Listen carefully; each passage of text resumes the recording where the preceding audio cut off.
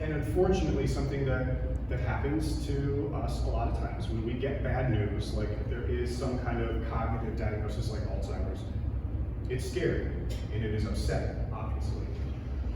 But oftentimes people's responses to that will include kind of pulling away, withdrawing a little bit, maybe feeling a little bit more self-conscious in social situations because you don't want your friends or your family to notice when you can't think of the word or when you forget something that could be embarrassing.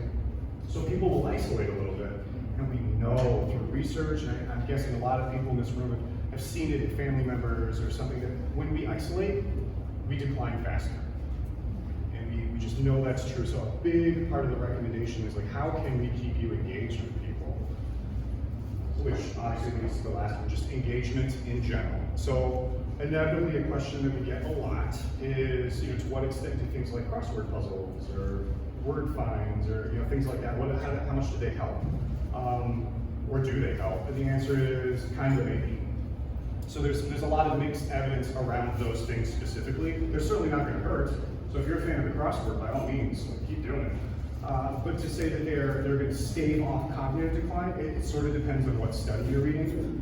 But what is much more clear is the ability that just engaging with actual life activities has on our cognitive health, not pulling away. Like doing things like this, where you go somewhere and show up and engage with other human beings, or when you go to the grocery store, or when you do whatever, go on a stroll in the park, like actually engage with life. Because in the sense that the extent to which we engage with life is the extent to which life will engage with us, the extent to which our brain gets activated and we stay in touch with what's going on. And so, a lot of these things are things we're doing anyway. I saw almost everybody in here eating a little while ago. Like, we all eat. So we have the ability to make choices about what we put into our body and who we have in our life to some extent. So we have a lot of agency over things along the way that can sort of support us and sustain our cognition. And that's really the point where I wanted to end, because I don't want to end on a moment of despair. I want to end on a moment where especially today, I'm actually incredibly grateful to be here, especially after the last year, just to be able to be in a room engaging with people. It's been great. So this is the kind of stuff that we need to remember to value.